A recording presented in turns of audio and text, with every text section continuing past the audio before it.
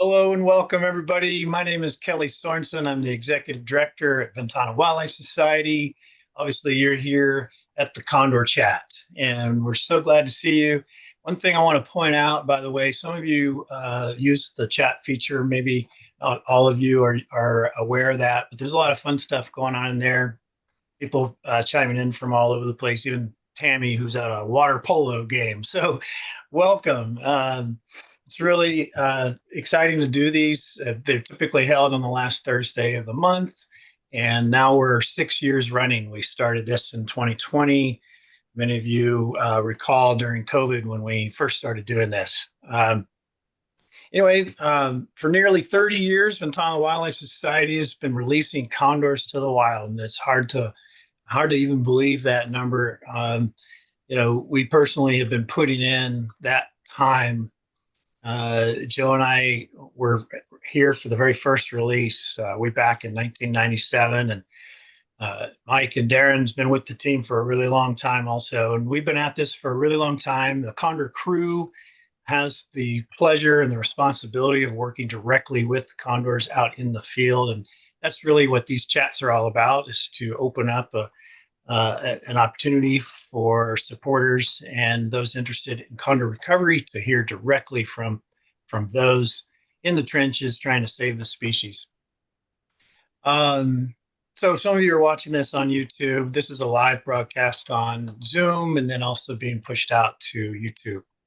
I just want to take a few minutes to talk a little bit about our most recent fundraising event. Many of you were there. I want to thank you so much for making this in-person event such a success.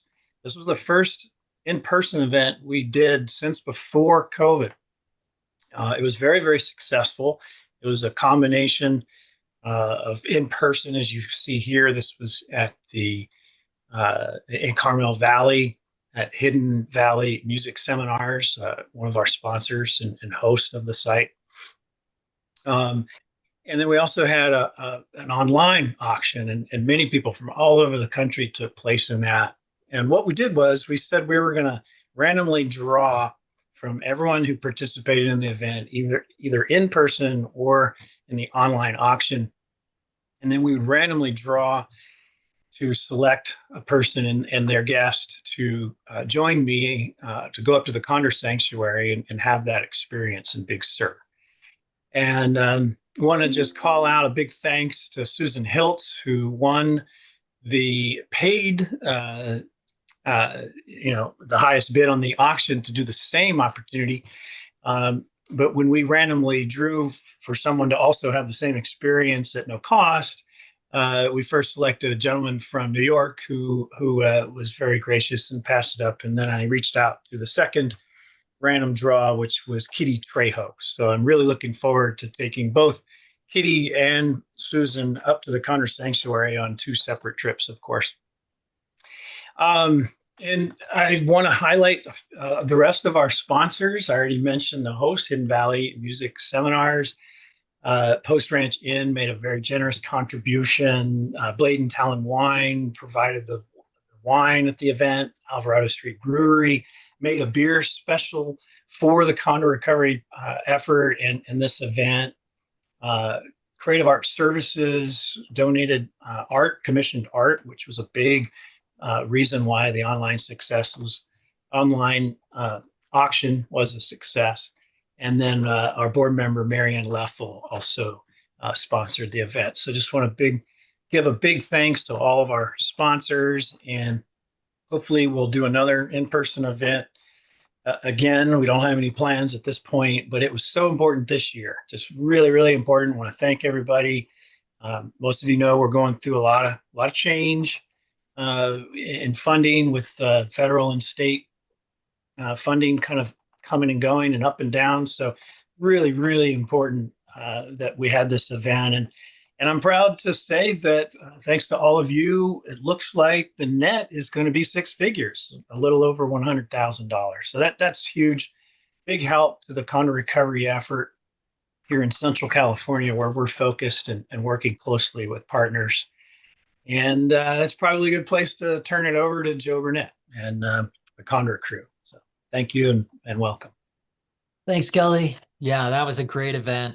Really great to hang out with everyone and get that face-to-face time. And our education team was there as well. And yeah, it was a really great way to showcase all the work we're doing. Yeah, and it was yeah, we just appreciate all the support. It was really awesome. Yeah, we have a pretty full update today. For our Condor update, we got some great photos that were taken by, we're going to share some photos from Tim Huntington. We're going to talk about the population update. We had some changes, talk a little bit about non-lead outreach. Evan made one of his awesome maps to show what the rookies have been up to from last year. Darren's going to jump into that. He's going to also give us a nesting update, and we have lots of live cam highlights. They've been capturing some really cool moments on the cams, our explore.org viewers, and we have some field notes to share from an up and coming young potential condor biologist. And then, of course, Mike will wrap it up with questions. Our next condor chat will be April 30th, 2026. So put it on your calendars. And without further ado, we'll get right into it. Yeah, and the Condor crew, I'm Joe Burnett, the Condor program manager. Mike Stake, wave to everybody, non-lead outreach. And Condor biologists today, we have Darren here, Darren Gross, Kara Baden, and Danae Mouton can't be here, but we'd like to give them a huge shout out. They've definitely been working their butts off, and yeah, it's we'll get them back on the next chat. And of course, I mentioned Evan, our map maker and GIS specialist, and of course, our database designer and volunteer Tim Huntington. We're going to share some of his photos today, and also a big shout out to Amy Wells, our vet advisor. Biggest shout out to our awesome team of volunteers. Can't say enough about them. They're really go above and beyond, super dedicated folks, and big opportunity to say thank you to them for everything they've done. Pretty awesome. All right, June and photos. Yeah, this is a great shot, in-flight photo Tim captured.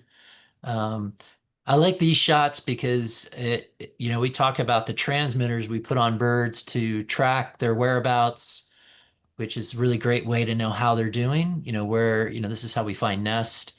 And unfortunately, if we do lose a condor or have a condor die, this is how we find them and find out what they died of. But for the most part, 99.9% of the time, we use them to track their movements, make sure they're doing okay. On the left wing there, you can see the radio transmitter. And then on the right, you can see the larger GPS transmitter that's solar powered and sends the data right to our computers, which is pretty wild. And that data is incorporated into our Calco central database, which Tim Huntington, who not only took the photo, helped us design. So it's this really awesome system for tracking these birds almost real time. And yeah, really cool to see how technology intertwines with conservation. And this is a great photo that exemplifies it on a great bird. So yeah, and yeah, just so majestic when they're flying. This bird has a pretty large crop. That would be what, Darren, we give that a medium to large, right? Oh yeah, it's definitely full. Yeah, maybe not the largest I've seen, but it's up there. Like, yeah, 550 here had a good meal, that's for sure. Yeah, she's a great bird. One of Mm. our coastal nesting females. Really cool action shot that Tim caught here. Interaction between two birds. 574 Nomad not liking what this younger bird's doing and letting that bird know. Is that 1174? Hmm. Yeah. 1174 testing the waters. That's part of being a young condor. See how far you can push it till the elders kind of knock you back into place. But this photo kind of captures some of the close calls some of these young birds have to contend with, and yeah, give those older birds the space they need is what the lesson here is. But incredible photo.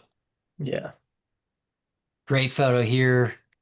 Condor navigating the coast, scanning the coastline. On that beach below is where they find a lot of dead marine life, in particular California sea lions. And this is a regular pattern we see with birds scanning the beaches, these rocky shorelines that are inaccessible to us, but very accessible to them.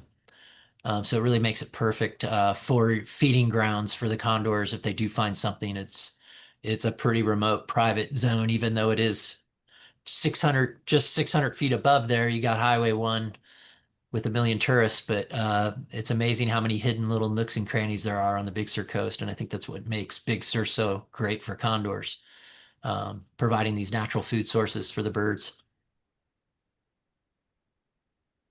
Speaking of tourists, here we go. So when condors come in and out of these areas, they like to feed along the coast. When they're gliding out from these areas, they come right over Highway 1. And this was a day it looks like there was a little tourist backup on Highway 1. Probably might have been the condors stopping traffic. You never know. Um, but I like this photo too for size perspective. You can see that condor's as long as those cars. In wingspan. So pretty impressive to just see how big they really are. It's hard to fathom until you actually see them in person soaring over your head. It takes a little while for your brain to register what you're actually seeing. So this is a really great perspective Tim captured down there on the coast. One of my faves, one of the old dogs, Beak Boy. He had just freshly eaten, I think he was eating on a deer, right, Yep. Dan? Yeah. Hmm. Yeah, he had just finished a nice big meal. Yeah, and he's just flying out of there. You can see his telltale beak, why we call him Beak Boy. You can see that little dip in the ridge of his beak line there, going up to the brow below their eyes. You can see it right there. This is how we can spot him without even seeing his tags. If we can get a silhouette of that head, we're like, yep, there he is. But he's got a great story, and he is our oldest condor in our flock in Central California. So he's a real treat to see out there. One of our wisest, oldest birds out there, kind of leading the pack. You mentioned there's a story. You got to tell it now. Yeah, the Beak Boy story. For those that don't know, he was raised in captivity at LA Zoo, and he was cross-fostered with Andean condors, who are close cousins to the California condors. They're South American cousins to the south. They use Andeans to help in the early stages of the program to help rear extra condors. And obviously, if you can have a condor reared by parents, that's ideal. But Andeans are a little bit stronger. And somewhere in the rearing process, while they were feeding Beak Boy, they accidentally broke his beak and broke it, and just a slight fracture. It basically bent it up. And LA worked closely with being close to Hollywood in LA. They were able to find some special effects guys to make a mold for Beak Boy's beak, and they glued it on, and they made it look just like, basically like an extension of his beak, and left it on there for about a month until his beak healed and hardened. And then they took it off, and he was fine. And yeah, despite, we always joke he looks like the hockey player, boxer that broke his nose a few times. But otherwise, he's perfectly functional, and obviously he's the leader of our flock, even with the blemish. But pretty cool story. It really speaks to the early part of the program when we were getting these birds out, and how important just all these different captive husbandry techniques they implemented were. There was a lot of learning that went on in those early stages, and yeah, we were learning with them. So it was really cool to see. It's really awesome just to see Beak Boy out there and know his little backstory. Yeah, I had a really cool sighting. I was up last week up at the Condor Sanctuary, and it's always amazing to be up there just in general. But it's always a special day when you can see two wild untagged condors flying together. It's a Anytime you see that, you just stop and take a moment to take it all in. One of the more incredible sights, in the future, hopefully we'll see 5 and 6 wild untagged condors flying together. But to me, this is a sign of the success, sign of the future, the direction this flock is going. More wild untagged birds out there is a really good thing. And yeah, this was anytime any of us are out there, working with the birds, and we see a time like this, you stop and take it in because it's pretty awesome. All right, the population update. Wish we had better news. We lost a couple incredible birds this month. Well, actually, we lost KODAMA in May. right after our last chat. Um, we Darren was able to recover her, and that necropsy is pending. We do suspect it's probably lead related. And then really unfortunate news, Iniko, it appears, is dead. We have a mortality signal on our radio transmitter, which is never good, and our GPS transmitter has gone offline, and we're in the process of trying to get to the location where we know she's at. We took a airplane up to pinpoint her location. Right now, me and Darren are working on gaining access to this is a really, really remote area. We're going to do our best to find her. But the geography might prevent us at the end from getting to her final resting location. But as of right now, it's unknown why she died, but we know in the last 3 to 6 months, Darren, we've been seeing different signs that she might be dealing with lead poisoning, showing certain behaviors.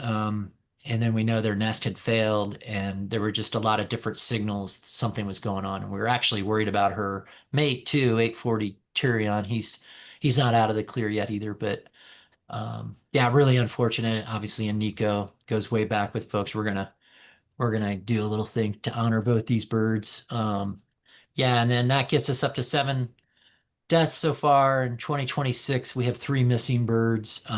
We haven't had visual or signal detection for these birds for quite a while. We like to wait at least a year before we call them officially deceased. So yeah, we're waiting on that, and we still have in treatment for lead poisoning 340 and 868, and we have an update on that here in a little bit. But yeah, I mean, how do you put into words, the life of KODAMA? You really can't. You know, I remember she hatched with 190 and 167, Kingpin and Redwood Queen and that famous Redwood and Big Sur in 2012. I mean, yeah, 2012. And this was an interesting nest. She had an interesting go because at 3 months we noticed she had injured her wing. And we decided to evacuate her to LA Zoo. So we climbed up to the tree, hiked her out in a kennel and drove her all the way to LA. Fortunately, it was just a minor fracture towards the end of one of her wings. And she was able to make a full recovery at LA Zoo. Big kudos to LA Zoo for all they do. And we released her back into the wild in Big Sur in 2014. And she had a great breeding history. For those that were watching the cam this last year, we were hoping she was going to give it a go. In hindsight, we think she might have been battling lead poisoning, and that's probably why she didn't nest. But she had a really great breeding history, produced 3 chicks, 1089 and 1204 she produced with Amigo 204. And then 1003 when 204 and 470 were a trio and with 646. And that was actually DNA'd back to 470 as the father. So yeah, she produced a lot of birds, was just really getting going at 13 years old. We say it time and time again, these birds get taken out right when they start hitting their stride.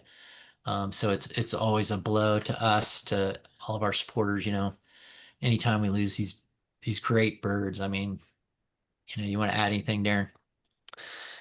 I mean, yeah, like I don't know. It's hard to say because I think 646, kind of like Amigo was really like a pillar of the flock in many ways. I know not as old as him, but she was probably one of, if not the most visible condor on the coast. So like a lot of the folks who saw condors on the coast probably saw Kodama, and so I think she was a sort of a gateway bird for a lot of people, I think, into condors. So yeah, just had a big impact, and seeing birds like her on the coast was what drew me in. When I first started as an intern here, and the first condors I saw were on the Big Sur coast. I mean, I was hooked immediately, and yeah, I mean, she, again, because she was so visible, like she provided us such a great she just gave us such great insight, like really invited us into sort of her world and her life experience through her nests and her chicks and just everything that she did on the coast that was always so present. So we really learned a lot about condors from uh, from like what Kodama, Amigo, and others here on the coast a lot, like what these really visible and present birds have taught us. It's been a lot. So yeah, and we learn from all the birds, but you know, these are big losses. We really feel them. Just because they have been such cornerstones of our experience. Yeah, and she was such a big player in Condor Canyon. Yeah. Some of the most incredible shots were in,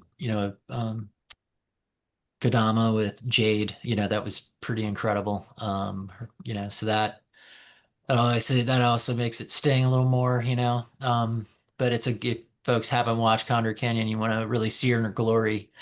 There's some incredible 4K, just incredible footage that she allowed us, kind of like Darren said, allowed us into her world. And if there's a legacy she left, that's it. She'll be live on forever in that way. And what she taught us is incredible. What she lives on through her offspring. So that's really cool. So yeah, but she will be dearly missed, just as our next bird. Obviously, this Iniko is probably the toughest bird we've lost in a long time. Um, Kelly was touching on it at the beginning of the chat. We went through COVID and we had the fire, before the COVID, we had or during, yeah, right after COVID started, we had the fire hit, the Dolan fire, and Nico was right in the middle of that. We didn't know if she was going to make it. Again, she was a chick of Kingpin and Redwood Queen, and she survived the fire. Darren and I hiked up there and got our eyes on her, and we couldn't believe it.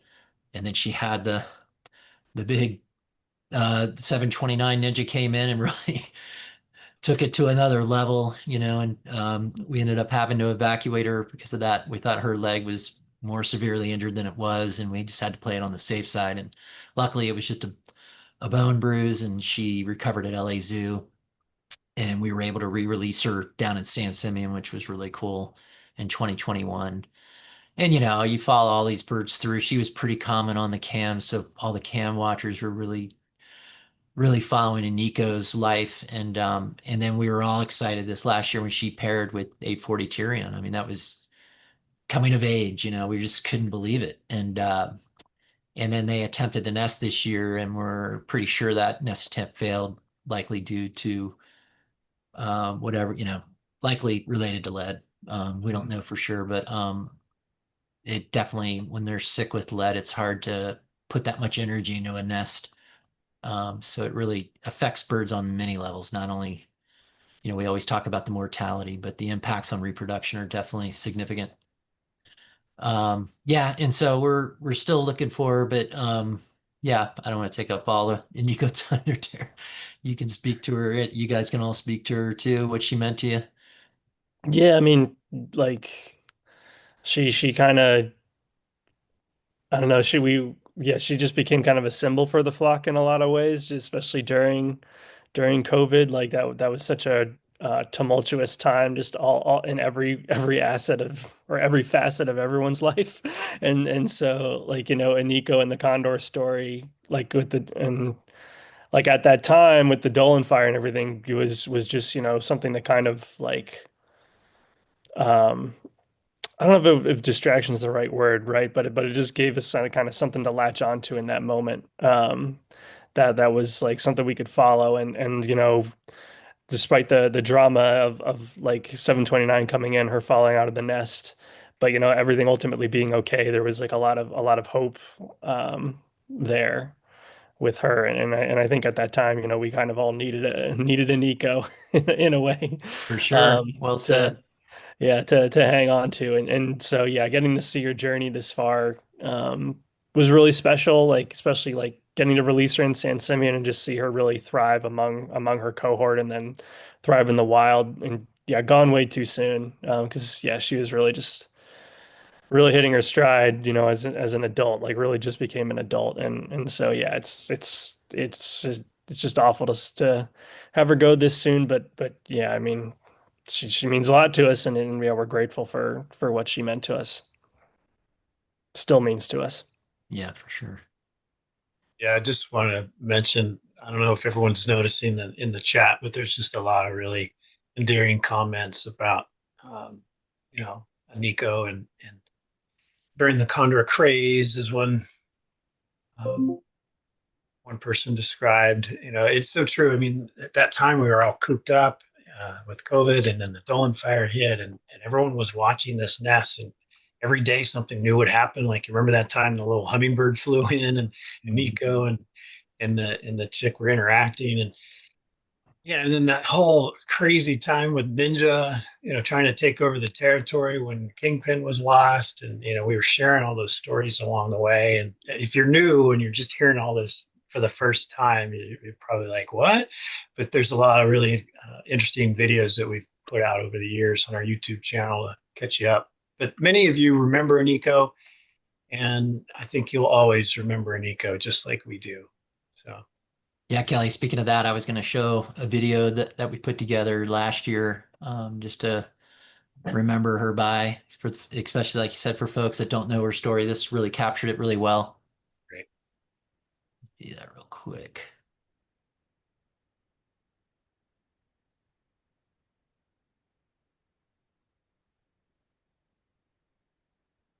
All right.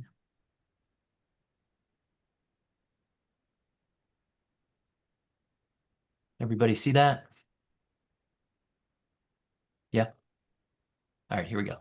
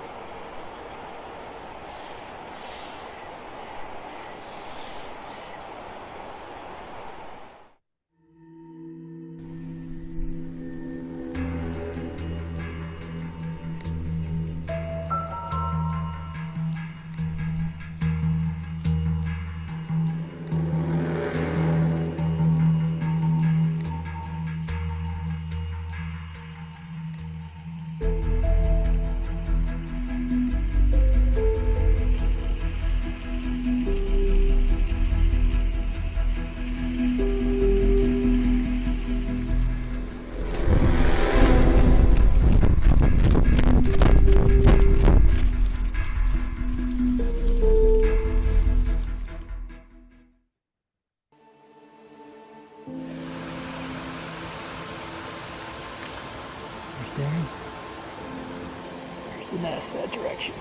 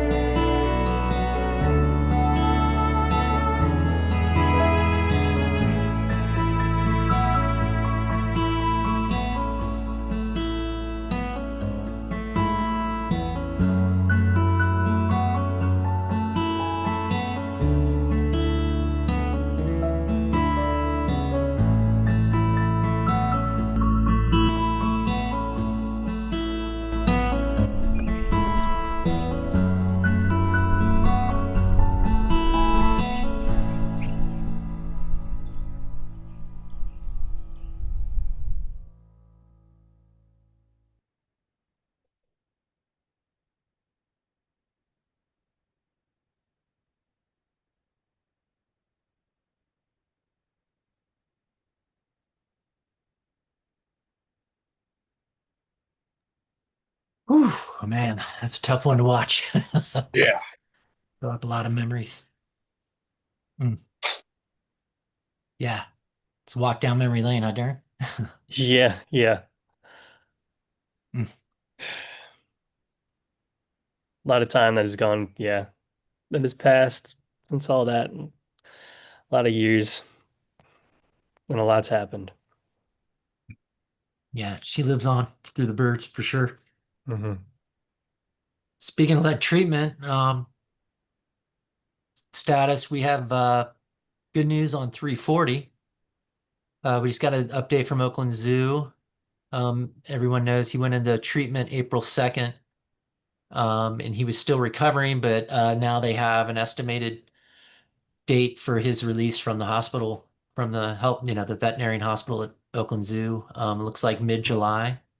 So we're excited about that. We're going to definitely give him ample time to recover once he gets back to the release site. He'll probably reside in a release pen. It might actually end up being in Big Sur.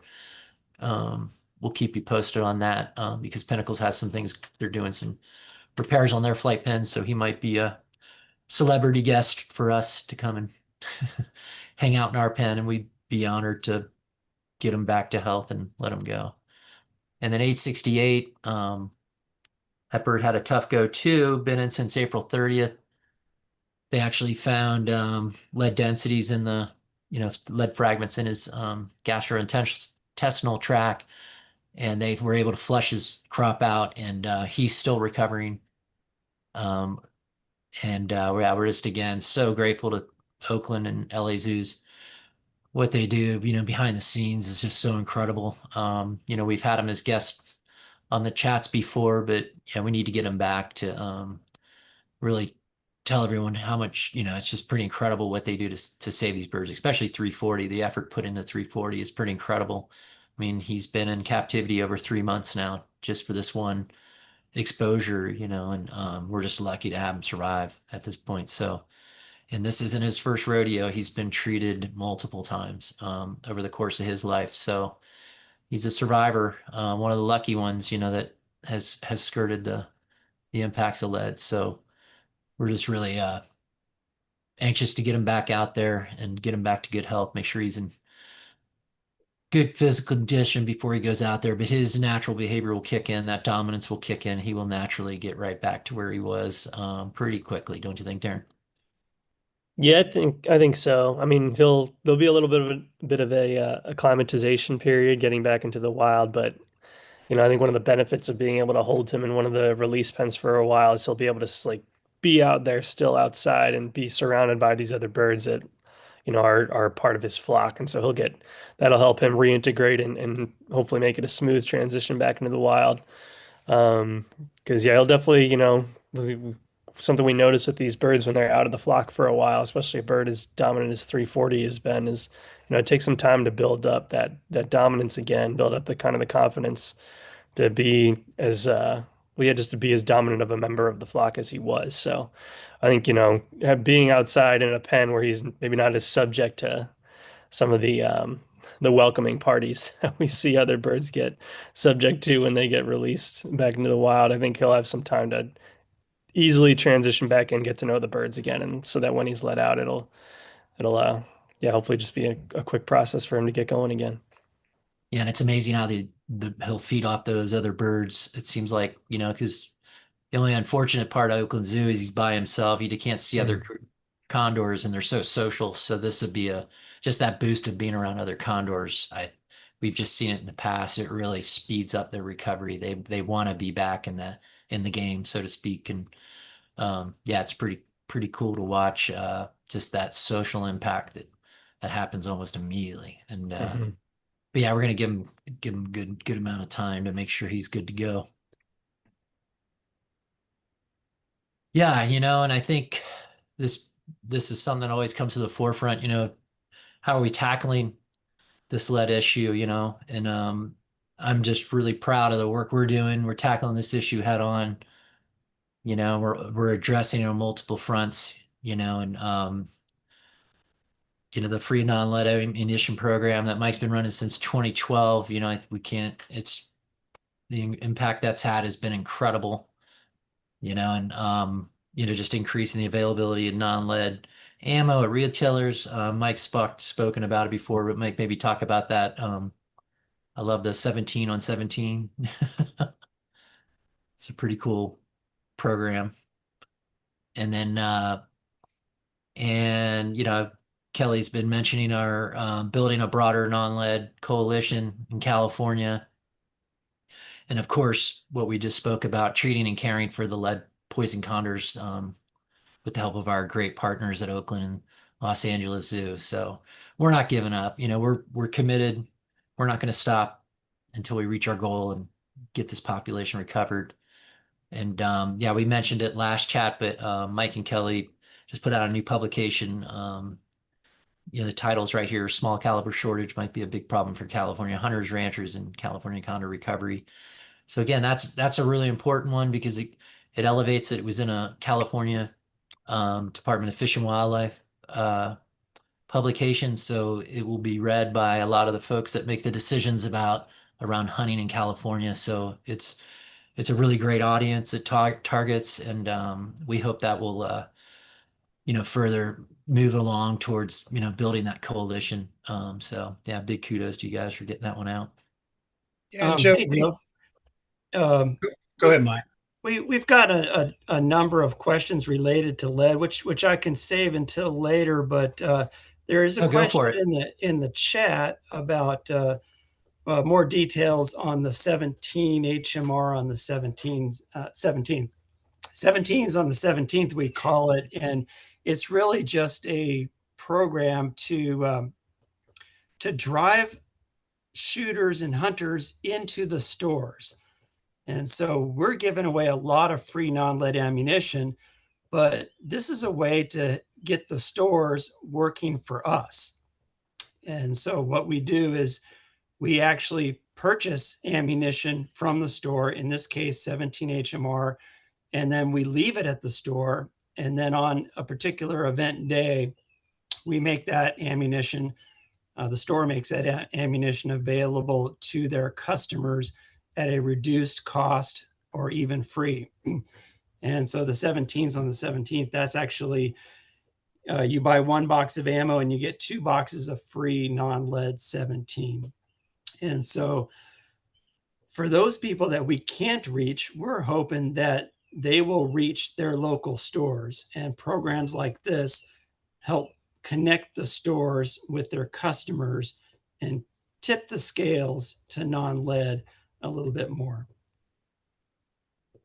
And I'd like to just add to that because there's kind of a bigger story that people need to understand. I've seen some comments in the chat about needing a ban, and I just want to point out that in California there is actually a requirement to use non-lead ammunition for the taking of all animals. So technically speaking, there is a ban in the entire state of California. But the problem that we're finding is that the availability of non-lead is just such that it can't allow all people to switch, and in particular in these smaller calibers. And that's the reason why we're focusing on the 17 caliber, which is one of those small caliber arms that are largely absent in the local store. In California, you have to buy ammunition in the local store. You can't buy it online anymore. That's been restricted. And so that severely limits the availability of non-lead ammunition to California users. So I just really want to take a moment to explain that, because we have a ban. The problem is the market just isn't supporting a switch in all calibers, and in particular the small calibers, which is why we're really focusing in on that. So, we understand that the hunters and ranchers are key to the success of the California condors recovery. It's why we're working closely with constituents to invite them into the solution. And that's really the way it's going to work in the long run. We already have a ban. We need the market to support it. Yeah, and as Kelly pointed out, the small calibers are typically used for varmint species, like whether it's pigs, squirrels, and those are items condors like to feed on. Those are species condors will definitely feed on, and typically they're left out. They're not harvested like a deer or other game. So that's why this compounds that issue we're talking about. It's not only a shortage of these smaller calibers, but calibers that we think impact the condors big time in terms of food availability on the landscape. So that's what's driving us big time to help get more of that available, more of this small caliber on the shelves. But could we get to a lead-free future? Could we get to a point where, like gasoline, lead is not part of the equation, like paint, lead is not part of that. And so I think, just like Joe, you can see condors without tags in our future. Maybe we could see a future without lead at some point, but it's a process. And Kelly has mentioned some of the challenges in reaching that future, and it has to do with the marketplace, and that's what our programs are working to help balance a little bit better. But we agree it is frustrating with that. We wish it was happening faster, but we have to just keep pushing ahead, stay on track, and hope we don't lose that many more birds in the process. All right, rookie update. Changing gears a little bit. Darren's going to jump in. Yeah. So just thought it would be a good time to kind of summarize some of the movements that we've seen for the 2025 rookies since the start of the year.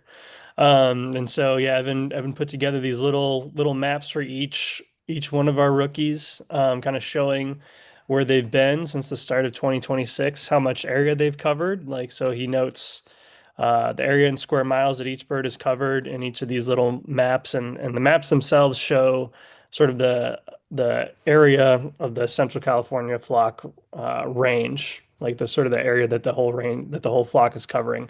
And he's noted the two sites that we manage in Big Sur and San Simeon, and then also the Pinnacles National Park as well. And so you can kind of see each bird is kind of covering some similar areas, but also taking journeys of their own to become integrated in the flock. And so start at the top here with 1265. She's covered 1,053 square miles since the start of 2026, and which is a pretty large area. Pretty cool to see that she's covering that much of an area. She's really stuck to the coast and then kind of the western part of the interior range of the flock. She hasn't made it all the way over to Pinnacles yet, or that eastern side of the range, but yeah, between San Simeon and Big Sur, kind of all the areas in between, and then even south of San Simeon, she's covered a lot of that. Um, and yeah, I think she'll probably make it over to Pinnacles here before too much longer. But yeah, she's definitely been getting out and about. And 1289, a little different, has only covered like less than half of that. Well, she's only traveled or covered 500 square miles since the start of 2026. And she's really been like kind of made San Simeon her home. She spends most of her time in San Simeon, but has traveled out a bit east, has gone south, has made it up to the Big Sur coast and was seen on the Big Sur coast, but hasn't actually made it to our sanctuary in Big Sur yet. But again, only a matter of time, I'm sure, before she makes it up that way. 1290 has covered the most area of any of the rookies. He's covered 1,525 square miles since the start of 2026, and he was also the first of this cohort to make it to the Big Sur Sanctuary on March 20th. And really, ever since then, he's really just kind of been traveling all over the place. He's made it over to Pinnacles. He still goes down to San Simeon and the areas surrounding San Simeon quite a bit, but yeah, he's covering a lot of area. And yeah, he's ahead by quite a bit for this cohort, but I think we'll start seeing the others catching up to him. 1300, she's definitely a homebody. Ever since she was released in San Simeon, she really hasn't left that area, but she kind of just keeps making these trips a little north, a little south, a little east. She's covered 508 square miles. But yeah, really hasn't left the San Simeon area yet, or the southern part of the range for the Central California flock. 1302 is covered less area, even though she's gone farther than 1300. She's only covered 1354, or sorry, 354 square miles. But yeah, she went to Pinnacles not too long ago, or a little while ago now, I guess it's been. But ever since then has really just stuck around Pinnacles National Park and hasn't traveled far from the park, which is a good spot for her. Lots of other condors up there. So she's really become integrated up there. And yeah, I think she followed 1307 because 1307 was the first of the cohort to make it to Pinnacles National Park. And 1307 has traveled around a bit more than 1302. But yeah, when they got to Pinnacles National Park, they were both kind of spending a lot of time up there. And but yeah, 1307 has covered 713 square miles of area since the start of 2026. And yeah, then lastly, we have 1312, who has covered 685 square miles, has also been to Pinnacles National Park. But what's cool about her is that even though she hasn't covered the most area of the cohort, she's kind of traveled the furthest and in both both to the north and the south. I think she's traveled the furthest north by about 100 miles compared to the other birds in this cohort. And she's also traveled, like I said, the furthest south of any of the birds here. So she's definitely kind of pushing the boundaries of the central flock range, but still spends quite a bit of time around both Pinnacles National Park and the San Simeon area. So yeah, all these birds are doing really good. They've all become really integrated with the flock by now, and still haven't covered all areas that the flock spans, but they're making their way there. They're well on their way there. It's just really cool to see. Yeah, I think it's cool just to see the differences. You'd think they'd Yeah. all kind of follow the same path, but the maps Evan made really show just that individuality, like how these Mhm. birds kind of find their own way into the flock. Some follow the same pattern. Then you got a bird like 1290 who's just off on another, you know, Yeah. on his own. But we kind of felt like that when we were, I think everyone before he got released thought he was going to be the big traveler. Yeah. Yeah. It's kind of funny the little intuitions we have about each of the birds and the feelings. And, we get those from our interns. Like Valerie and Liz kind of gave us the lowdown on each bird's personality. And we've kind of had our projections for each bird about, what they might do. And yeah, I definitely remember that for 1290. We were all kind of suspecting he might uh, fly the coop, so to speak, to and be the first to really adventure. Yeah, and I think But 1289 seemed like the most reluctant, right? yep. Yeah, and up her in 1300 seemed like the most relaxed and happy to be where they were. And yeah, it's kind of fun to see it play out. But yeah, the differences are really cool to see after they spend so much time together. They are still individual birds with their own sort of, yeah, just their own minds, own Mhm. desires and own plans. Yeah, And it's pretty just so cool. all viewers understand, these rookies were released where and when, just so we all understand that. Sure. Yeah, the rookies, it's the word we use to refer to the birds we released from San Simeon. So all these birds were released in late October of 2025. Yeah, and so just to be clear though, the maps I think are only going back to the January 2026, but that's really when we started seeing most of these birds moving around after their release. Awesome. Thank you. All right, nesting. Yeah, so getting into nesting. So yeah, I wish we had some better news here as well, but yeah, we did the one remaining Pinnacles nest, their crew is declared failed as of May 11th, I think is what they determined the fail date was. So we only have three active nests, all coastal nests that we're managing here yeah, up in Big Sur, and then one in San Simeon. So 190 and 745. Yeah, their chick is 1425. And then 317 and 665, their chick is 1424. Both of their nests are on the Big Sur coast. And they're not nests that we can get to or watch actively at this point, but based on the movement patterns and the visual observations we're getting of the parents, we can tell their nests are still going strong, and we suspect those chicks are doing pretty well. And we're going to try to get visuals of these chicks before they fledge, especially 1424. We might try to get up there to take a look at that chick and that nest before they fledge in the fall. But yeah, no visuals for them as of now. And then our San Simeon nest, 758, 936, all seems to be going well there as well. We're still seeing those parents show up to the feeding site at San Simeon separately, which is a good indication that they're taking turns going back to the nest to take care of their chick. And yeah, we're just really excited to, especially for that nest, I am very excited for that nest just because it seems like it's been a long time coming for this pair to start nesting. So we're happy to see it happen, and that that they're having this success with their first nest. It's really cool to see. Yeah, by next chat we'll have a stud book for Yep. that number for that chick.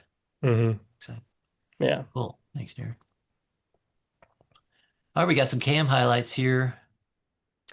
Yeah, these were big shout out to our explore.org viewers who get the are watching the cameras avidly and just get these great snapshots of awesome moments on the cam. And we had some really cool ones this past month. And so I thought we would just highlight some of the things that the cameras and the viewers were able to capture, like this silhouette, I think, early So in the cool. morning of one of the birds in the roost tree just catching the first rays to warm up. Yeah, just a really cool shot. And yeah, this and the next photo are a fun little succession that we get to see whenever there's a feeding frenzy. You can see all these birds just surround the carcass, and because they're all surrounding it and pulling on it, they're able to move it really quickly. So over the course of 11 seconds, you can see they've just completely moved where this carcass was. It's Just from almost levitates because they're all pulling on it equally, and it's like the yeah. levitating carcass, and it just kind of glides across.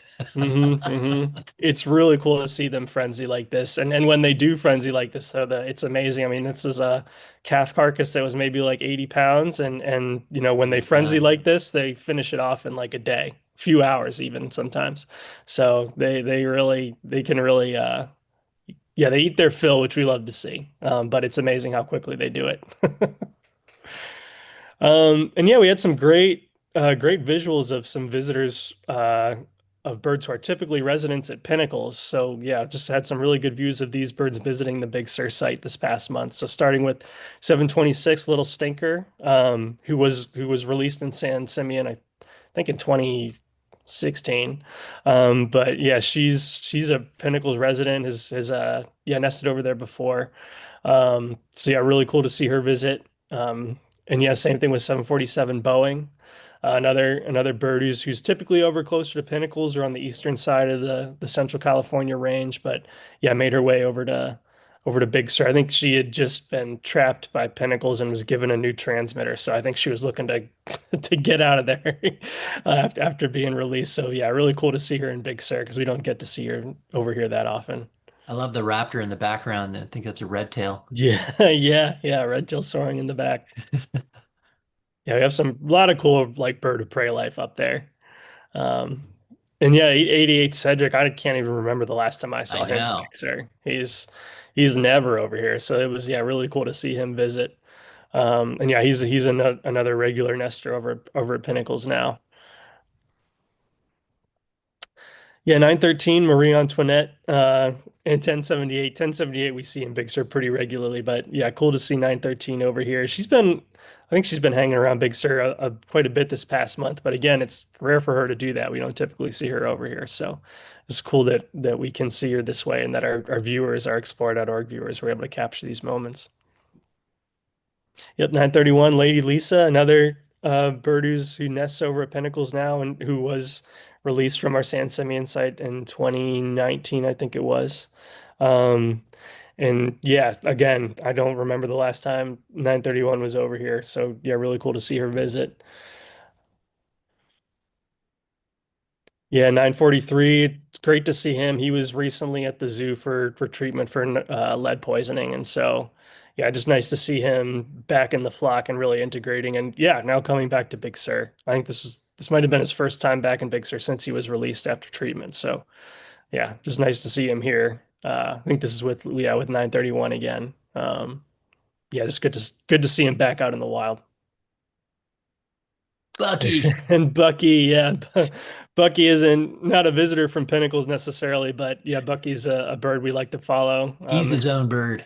Yeah, he is definitely, yeah, marches to the beat of his own drum, I think is what we typically describe him as. So yeah, just good to see him back in Big Sur again.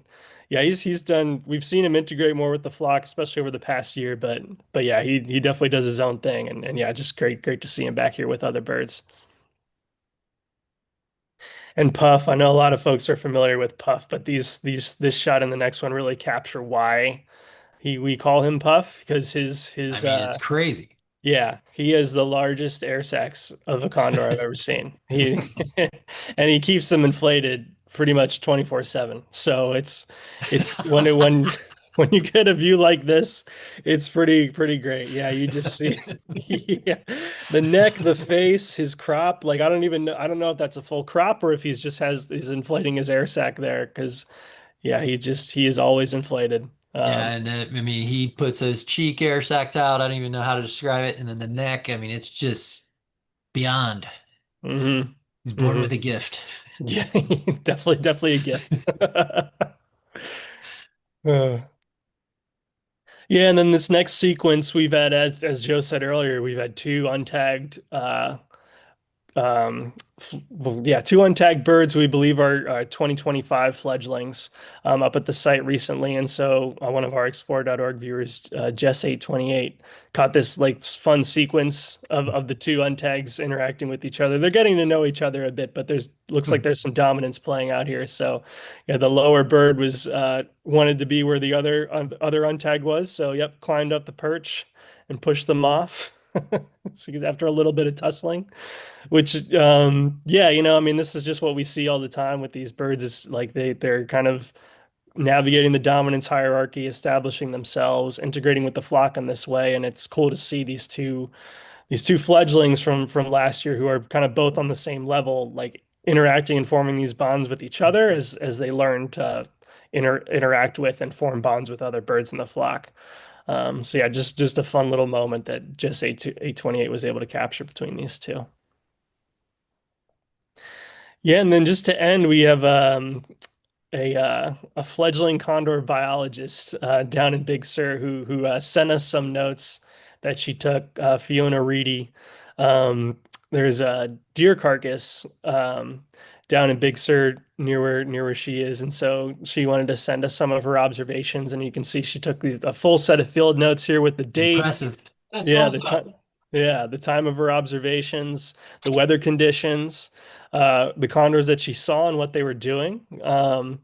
Seeing like especially the feeding the feeding activity that she saw in these birds, first seeing 1060 and 574, working on this deer carcass down in Big Sur, and then noting the interaction. I think she may have seen what Tim captured in one of his photos, so where 574 was chasing That's 1174 right. away from the deer carcass.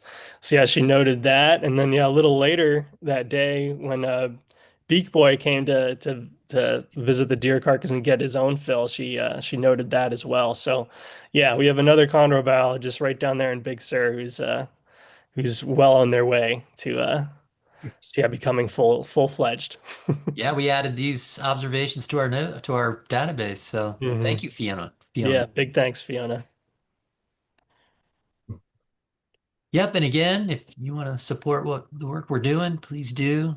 You can donate on the website, um, ventanaws.org/donate to Condor Recovery. Always appreciate the support. You can follow us on social media, Instagram, Facebook, YouTube, and then of course you can subscribe to get all our latest updates with the full crop. So definitely welcome folks to do that. And that brings us to questions. I know we answered a few, Mike, but do we have a few more? Well, there are plenty of questions in the chat, and I'm going to give you just a little break, Joe, and I'll put Darren on the spot.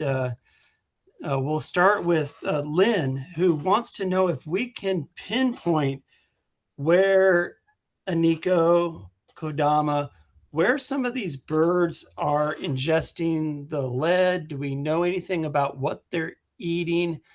What can we learn from their movement patterns that can help condors in the future? Yeah, great question.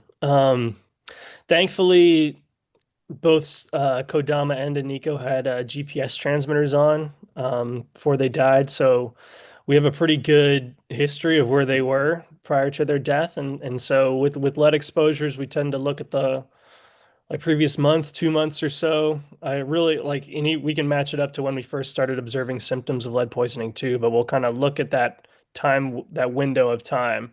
where they were going, where they potentially were feeding, and we can line up those GPS points that we get from their transmitters um, with different properties that they were spending time on. We can and kind of try to narrow down, where might be the best.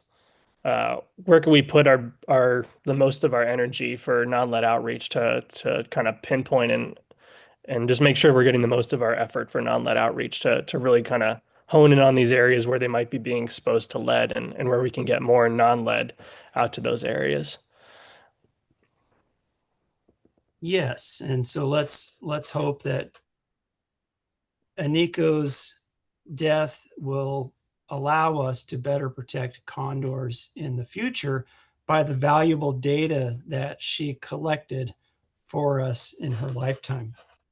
Um, Kelly, you pay the bills around here. Do the zoos charge us for medical care for the condors that are brought there? No. So we enjoy a very broad collaboration in the Condor Recovery Program, comprising of both government and non-government agencies, including zoos, nonprofits such as ours, and we all operate within our means. And we're fortunate that both LA Zoo and Oakland Zoo have a budget and facilities and expertise to do pretty much all of the treatments in Central California. Darren, I'll throw it back to you. What is the average travel distance for condors? You've looked at a lot of Evans maps, and maybe you haven't measured it personally, but what can you say about the average travel distance? Yeah, In a day? that's a great question. I can't, I feel like I read this in a paper and I can't remember the exact number. I know like max distance is around, like the maximum we've seen a condor travel in a day, I think is around 150 miles. But for most of the birds here in the central flock, what we see on average, I mean, from Pinnacles to Big Sur is probably roughly like 50 miles or so. And I would say that's probably, we see birds make that flight all the time. And I would estimate that's probably a good average for these birds, but it might be a little less on average, but yeah, I'd probably guess around there. I think the averages are really hard to determine because there is so much variability by season and by bird. So you could have a nesting bird that's not going to move around very much in that season. And in the wintertime, that when the days are short, probably not much movement, but you have some subadult birds that are really traveling great distances. So it's really hard to average all that out. But yes, these birds can travel in excess of 150 miles in a day easily, but yet also be very content to stay in the same spot the very next day. And so I think there's just a lot of variability in those travel distances. Joe, for the nested pinnacles, we've seen some variability there. Wasn't it last year, the year before, where pinnacles really carried the nesting season? And this year, it seems like we've seen a lot of failures on that side. Do we know generally what's causing the nest failures? Um, I spoke to it earlier. A lot of the birds involved in the Pinnacles nest, 340, who is typically a go-to, he was right on track. We had 589, 569. All of those were interrupted by lead. Um, and we saw it on the coast as well. We think the exposure to lead and dealing with the unfortunate side of lead poisoning, those bad clinical signs that we see. We always say that condors mask a lot of their illness just because of they're in a hierarchy, very competitive hierarchy, where they can't show weakness. So by the time we do see clinical signs, we know it's pretty bad. That they're definitely dealing with a significant exposure. So we think, they just can't, when they're that sick, they just can't do it. I mean, as tough as they are and as resilient they are, it's just not in the cards to pull off a nest that season and cases like where they actually lose their mate. Last year, 168 lost his mate early on, and he was left to raise the chick on his own, and that's rare, that they're able to do that. So yeah, I think it's just the disruption of of lead that's really what hammered Pinnacles this year, really set them back. Yeah, it's unfortunate. Yeah, and we've talked a lot about lead, and we'll talk about lead some more. One question is the Trump administration trying to do away with lead-free ammunition? And my thought on that is I don't think so. And I'll invite anyone else on the panel to chime in, but I think we have seen a push to prevent different entities from banning lead on federal land. And so that is currently being discussed at high levels. And I'll also say this, the lead-free market is growing, and it is very good, even premium ammunition. The manufacturer Barnes was making non-lead ammunition long before a ban even it was discussed here in California. They made it because it was good ammo, and it's very popular ammunition. The non-lead ammunition has a market, and I don't think that there would be any efforts to do away with lead-free ammunition. I think there are just too many hunters that do like the non-lead ammunition, and so I think it is here. I think it is growing in the marketplace, with the exception of some of those calibers that have just been very hard to develop, like the non-lead 22. And if anyone else has some thoughts on that, but I think the answer to that is no. I have not heard of any push from the Trump administration to actually do away with lead-free ammunition. And then a couple more things about activity we can hit real quick. A question, Joe, do you see any differences in the distances covered per day by males and females? And is there a relationship between the heat of the day, the temperature, like hot days, and physical activity by the condors? Any patterns there in the movements? Yeah, I'll address the last part first. Yeah, obviously the summer months are when we see our peak movements. You have longer days, you have better weather, you have real long hot days, and that generates incredible thermals. And think of thermals, these hot, invisible hot air columns rising up off the landscape, and it's a free ride for a condor with those 10-foot wingspans. They just get stuck in one of those and they can go wherever they want, pretty much energy free. So it's pretty awesome. And I would say we've definitely seen more movement by females, bigger movements, I would say in general. And that could be related to when they set up nest territories. I think and also by age, we've noticed, as in general, subadults tend to travel a lot more. And when they reach breeding age, they tend to come down to their territory and hang out close to the territory. But within a territory, if you had to pick a male or female who's going to travel more, it's usually a female. We've seen females do big, huge flights away from the nest territory in the middle of nesting season. As far as Southern California, we had 171 Traveler. I remember she, in between feedings on a chick, flew down to the Sierras and back. So it was like, good Lord, that's on another level.